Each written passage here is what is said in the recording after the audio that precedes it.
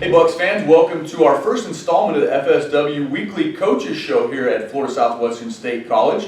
I'm Sports Information Director Roy Allen, joined here today by two-time reigning Suncoast Conference Coach of the Year and a holder of 59-5 career record here at FSW, head men's basketball coach Eric Murphy. Coach, how are you doing today? I'm doing great. We'll jump right into it here. First of all, Coach, obviously big changes in the NJCAA schedule this season with all sports moved until the spring starting in January. So a couple months later than you're used to. What are some changes that you're going to have to adjust to with your program and maybe some hidden benefits of the change? Well, I think the biggest thing that we're going to have to adjust is we don't play a game for another 5 months. And so it's just trying to keep these guys focused for the first semester where we're not playing any games. But I think the benefit of it is we didn't have a summer, we didn't have guys on campus, so being able to work with them, train with them, and build a camaraderie of the team before we start playing, I think would be beneficial. And I think it'll help a lot of JUCO programs out there because you get more time to work with the guys this year. So almost using this fall session now as you normally would the summer session when you have the players here on campus, which obviously you weren't able to do this year. Yes. You've had your guys on court a couple of times now, 4 sophomores back for your team that played here for last year's #1 ranked team. Talk about how those guys have progressed throughout the summer and how they have transitioned into that sophomore and leadership role this year so far. Well, I think all of them, they're all a little bit more mature. They understand more about what we're trying to do as a program. I think Terry Roberts, he's come back. He's taking more of a leadership role. Actually we need him to. If we want to be as good as we think we can be, or we want to be, he needs to take the role as what our other sophomores have done, like Charles Manning and Keon Ellis have done, in their second year.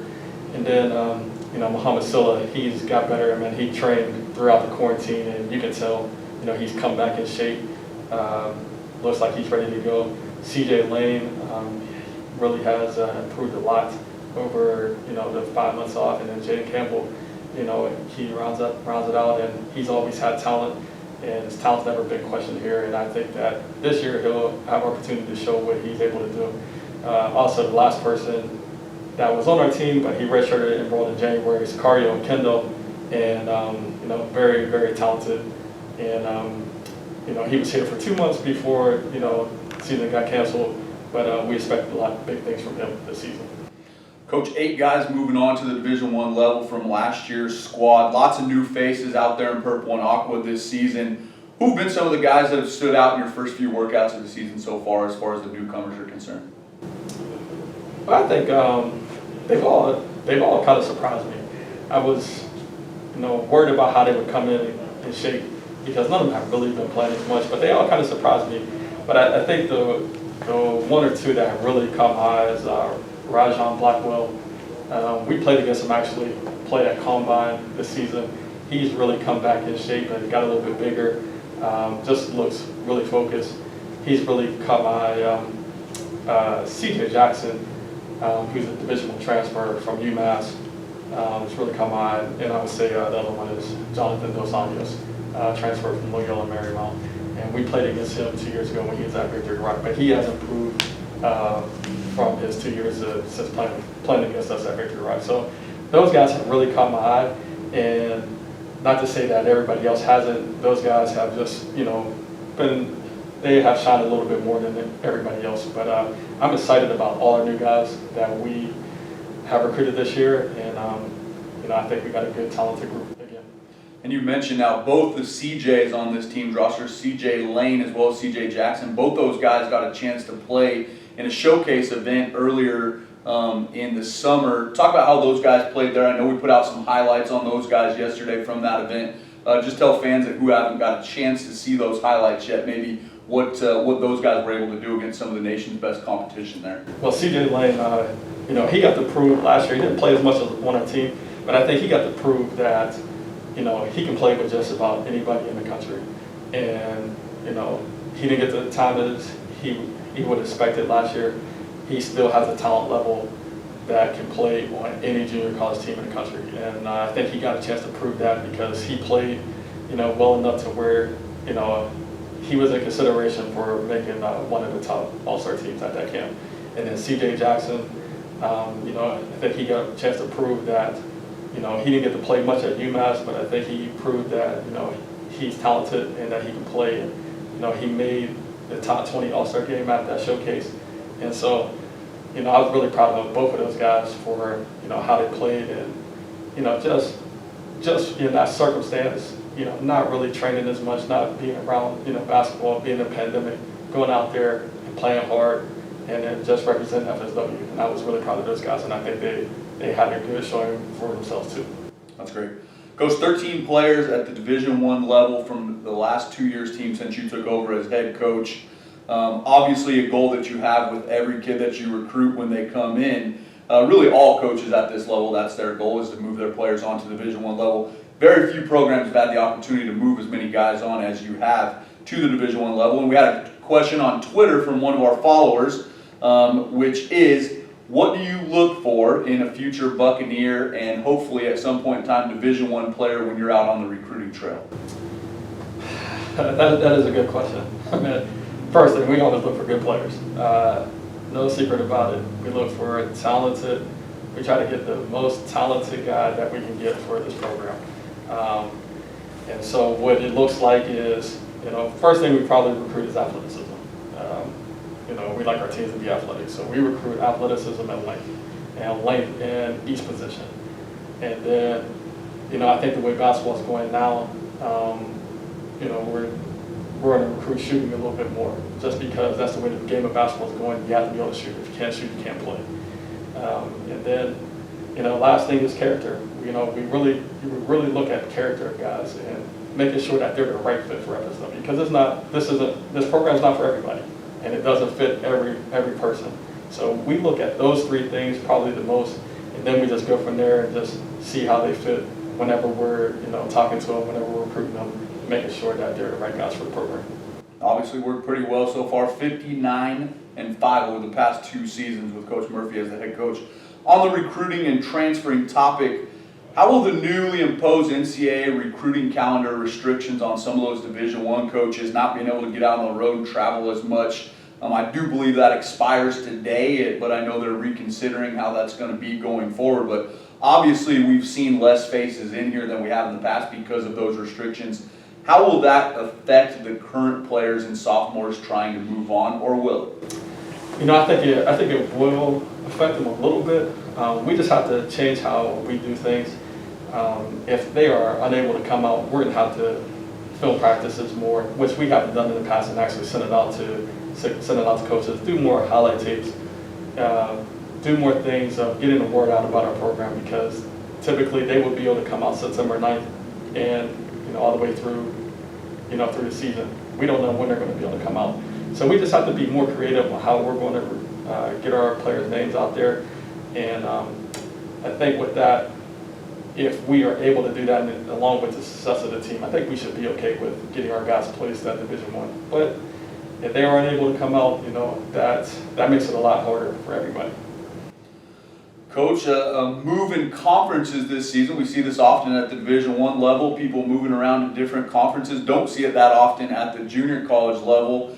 Your team, after having won 40 straight games in the Suncoast Conference, 3 straight undefeated seasons the last 3 years in conference play, now make the move to the Southern Conference, where we'll get to see some different faces from over on the East Coast and down in the southern part of the state. What are some differences that fans might notice this year with that change?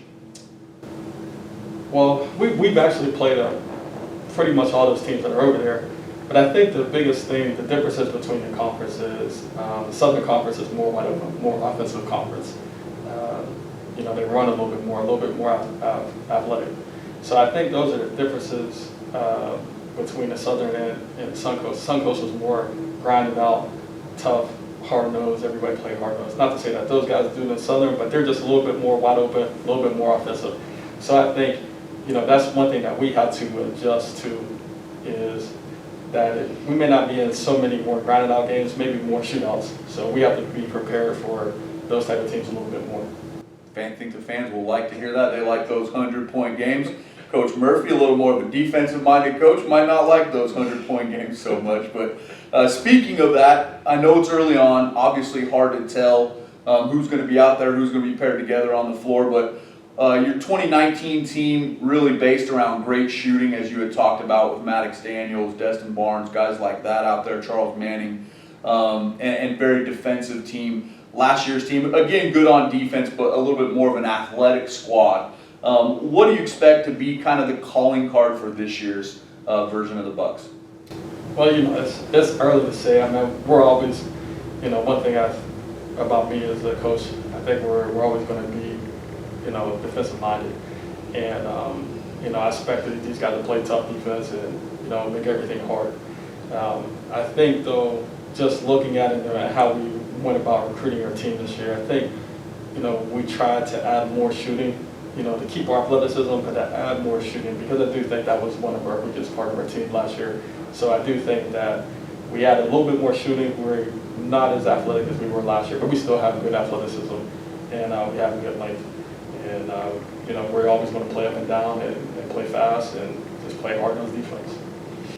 That certainly has been a recipe for success. All right, now we're going to get to know Coach Murph a little bit away from the floor, a little bit of not so much the man in the suit on the sidelines, but we're going to get to know Coach Murph off of the court. So we're going to ask him a few quick fire questions, and we're going to hear what his answers have to say about that. So, favorite all-time NBA player and why?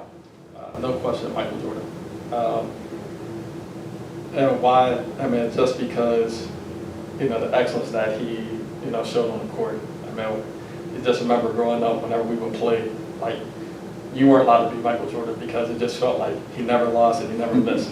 So, no question that he's an all-time favorite player of mine. Have you had to have the argument with your current players about why Michael Jordan is the greatest player over maybe some of today's current players? Most definitely. Most definitely. I mean, these guys, it's a different game now, and they just don't understand, how efficient he was, how good he was as a basketball player. And not to take anything away from any of the guys playing today, but in my eyes, he's the best basketball player ever. I would agree with that. What current coach, college or NBA, would you find yourself learning the most from when you watch? Well, my favorite coach, and I know college coaches if they watch this, they're going to be like, oh, if he's in the run-ins, we know where he's going to send this guy. But I send his guys to. But my favorite coach to watch and who I would like my teams to be like is Rick Pitino. When he was at Kentucky, this is when I was young, watching when he had Miles Burner and stuff. That's when I loved watching his teams play. They pressed, they played hard. They were up and down.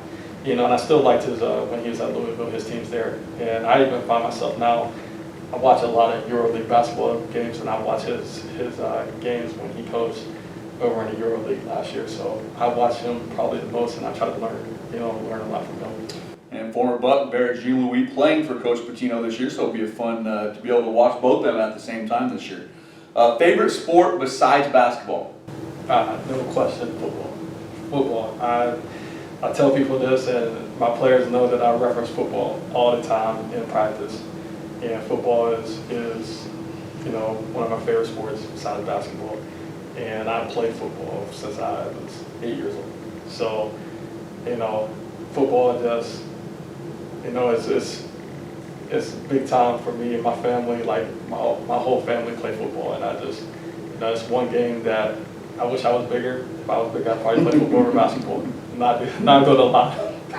College football kicked off this weekend, 10 days away from the NFL opener, so excited for that for sure. Favorite food for Coach Murphy?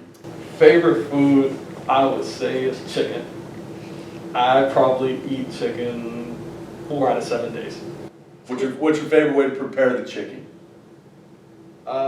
Grilled chicken guy, fried chicken guy? I am a more fried chicken guy, but I'm trying to eat more healthy, so I've eaten more grilled chicken than I probably would like, but I am a fried chicken guy. Good answer.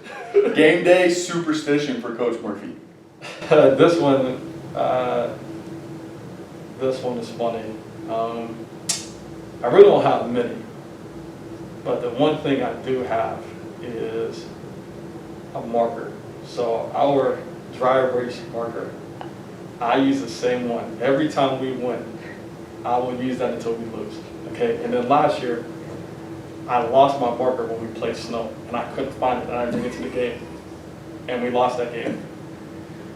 And so I felt terrible because I couldn't find that marker, and nobody knew what was wrong with me. But I'm like, we're going to lose, and that's my one marker. It's been that way since I've been at Wabash. I would use the same marker. We went 7, 8, 9 in a row. When we would lose, throw that marker away. We'd use another one. Went 7 or 8 in a row. If we lost a game, get another marker. And that is like my superstition.